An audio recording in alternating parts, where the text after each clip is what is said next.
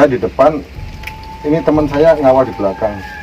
Saya diboncengi, saya nggak kerasa diboncengi, tapi teman saya ngelihat pakai motornya itu nyenter saya. Lihat ada yang bonceng, bonceng saya sampai ke rumah. Pas di pintu gerbang rumah saya itu, ya dah, saya berhenti motor. Ini anak yang bonceng ini masih ada kan, terbang larinya ke sini, bukan masuk rumah tapi ke sini. Nah itu dia nggak mau cerita sama saya dulu. Nah paginya baru cerita, Jen, mau begitu boncengnya Jen, bonceng siapa? Yakin tak senter ora hilang-hilang di tekan rumah. Terus mlebu omahku. Ora. Mabure mana? Gitu. Mabure maring Kerkop. Oh ya udah.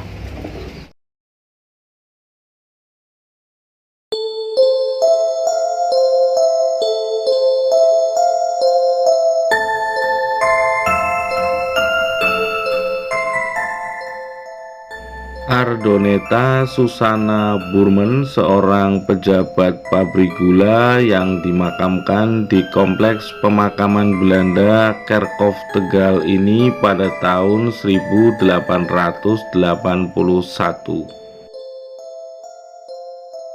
Suster Valeria, seorang pejabat rumah sakit di Semarang, beliau meninggal pada tahun 1935, kemudian dimakamkan di makam Belanda Kerkhof Tegal di sisi sebelah utara dari kompleks pemakaman ini. Makam Belanda bersusun 3 yang terletak di sudut paling pojok sebelah timur. Kondisinya sangat memprihatinkan karena banyak sekali lubang-lubang yang menganga besar, dan terlihatlah tulang belulang dan tengkorak serta peti mati di sisi-sisi dari tembok yang berlubang ini.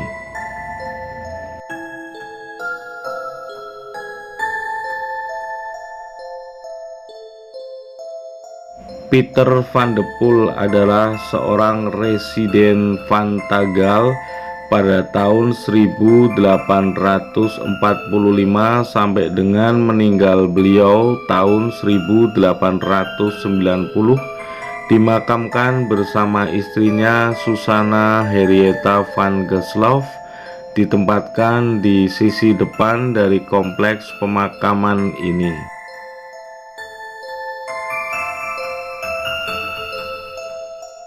Ukiran kayu jati yang berusia ratusan tahun dan terbengkalai.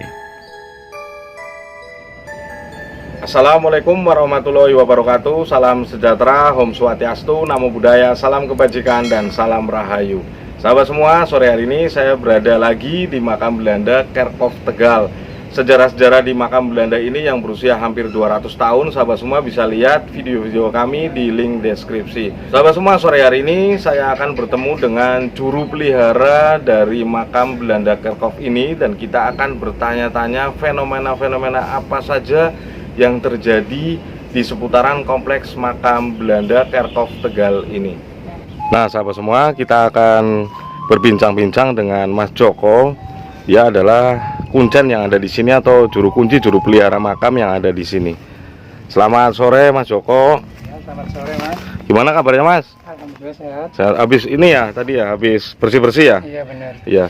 Mas Joko, mau nanya nih sedikit, nggak apa-apa ya? Ada apa ya? Mas, ini kan makam Belanda Kerkhof Tegal, banyak sekali Belanda yang dimakamkan di sini dan usianya sudah ratusan tahun. Iya benar. Fenomena-fenomena yang pernah Mas Joko alami atau Mas Joko dengar di sini apa aja Mas? Ya banyak sih di sini, banyak. Ya dari mulai penampakan ada. Penampakan? Iya. Iya, penampakannya gimana Mas? Coba ceritanya Mas. Ya penampakan seorang anak kecil, terus ya ada ular berjalan, terus dengar suara-suara. Suara-suara? Ya jam 11 siang itu kadang kedengaran. Menjelang duhur ya? Oh gitu. Lah penampakan-penampakan yang pernah Mas Joko alami di sini, yang Mas Joko sendiri alami itu apa aja Mas? Tuh anak kecil minta tolong-tolong. Katanya ada ular gitu. Iya. Setelah aku lihat, tengok nggak ada bentuk Nggak ada bentuknya. Iya. Itu kejadiannya siang apa malam itu? Itu siang jam 11-an lah. Jam 11 siang ya?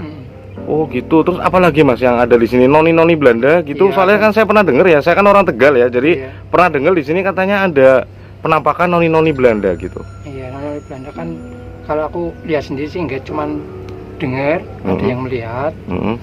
Katanya itu dari naik becak dari sana Iya. menuju ke makam sini. Tukang becaknya tahunya itu perumahan. Oh, tahunya perumahan. Iya. Penumpang berarti tukang becak itu bawa penumpang ke sini. Iya. Terus gimana itu ceritanya? Terus tukang becaknya nunggu di depan. Mhm. Itu malam. Malam kejadiannya. Heeh. Mau jam 12 lah. Mhm. Tukang becak itu menunggu Mhm. di sana. Nah orangnya itu masuk Mhm. ke makam ini. Mhm. Tapi nggak keluar sampai ya 1 jam ada menunggu. Mhm. Cuman ada orang itu bilang lewat, Mhm. Pak lagi nungguin siapa gitu. Mhm.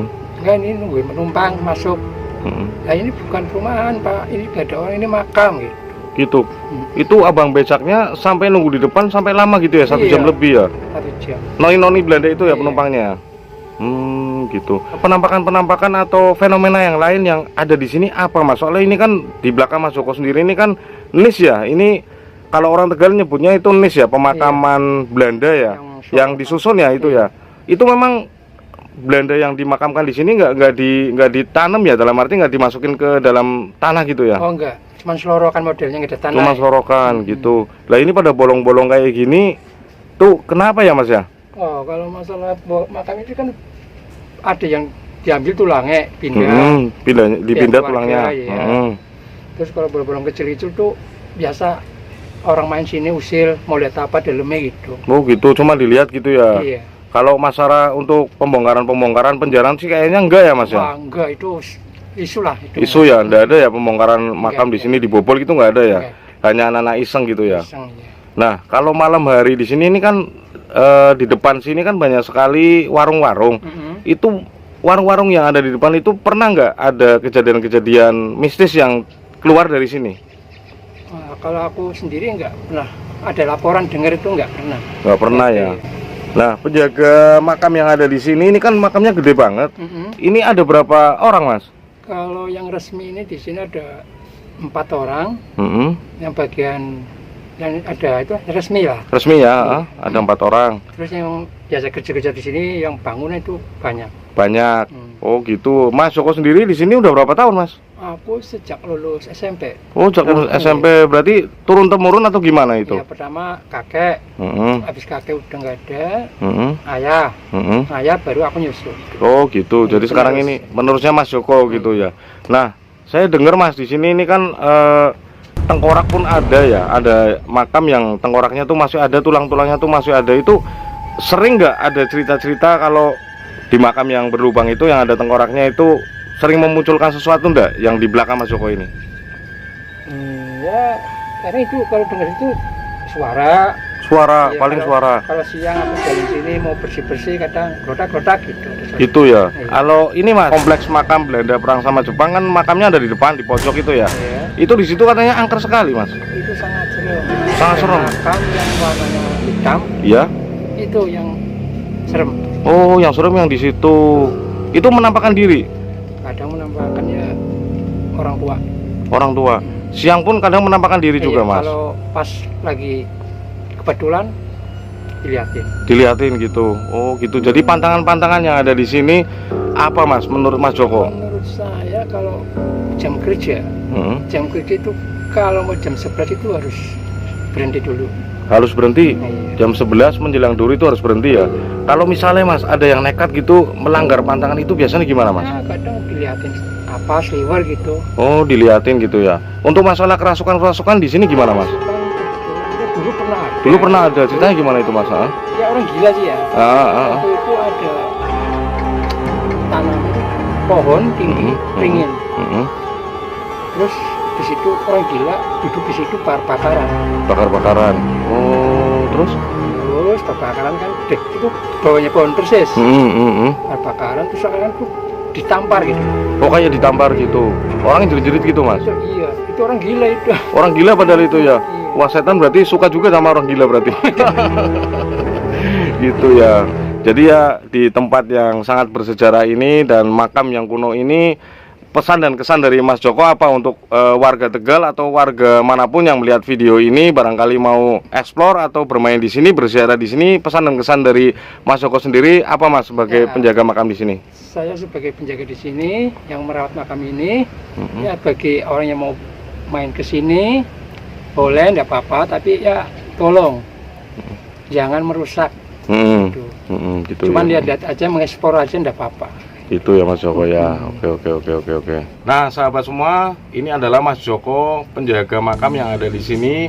Beliau menjaga makam ini turun-temurun dari kakek buyutnya, simbahnya sampai dengan beliau saat ini. Dan Mas Joko di sini udah berapa tahun berarti, Mas? Kalau di sini sampai puluhan tahun ada. Sampai puluhan tahun ya. 15 tahun ada. 15 tahun sahabat semua Mas Joko di sini. Beliau kerja di sini dengan ikhlas tanpa meminta sesuatu pun. Tapi kalau misalnya ada yang minta tolong sama beliau, ya beliau akan mengerjakan sesuai dengan kapasitasnya. Mas Joko anaknya berapa, Mas? Aku anaknya 3. Anaknya 3, istrinya berapa? 1. 1. Kirain istrinya 2 sahabat semua. Oke, terima kasih sekali ya Mas Joko ya. Sore hari ini saya bisa berkesempatan ngobrol dengan Mas Joko di tempat yang bersejarah dan angker ini sahabat semua. Mas Joko, ini ada titipan dari teman-teman ya, dari sahabat-sahabat semua yang sudah memesan t-shirt dari Sarkup Indonesia. Donasi kalian akan kami sampaikan kepada orang-orang yang berhak menerimanya, walaupun sedikit namun kita sama-sama ikhlas. Mas Joko, terima kasih sekali ya, ini ada sedikit rezeki buat Mas Joko. Semoga Mas Joko betah di sini dan selalu bekerja dengan ikhlas. Ya, makasih banget Mas. Oke sahabat semua, semoga tayangan kami ini bisa bermanfaat buat kita bersama. Wabillahi taufiq wal hidayah. Wassalamualaikum warahmatullahi wabarakatuh. Salam Rahayu.